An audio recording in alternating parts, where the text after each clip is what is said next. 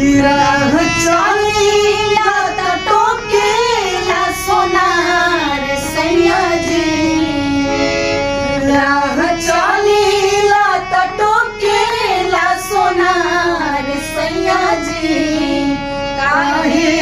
नथिया गढ़ावला उधार सैयाजी काहे नथिया गढ़ावला उधार सैयाजी राह चालीला त टोकेला सोनार सैयाजी राह चालीला त टोकेला सोनार सैयाजी काहे नथिया गढ़ावला उधार सैयाजी काहे नथिया गढ़ावला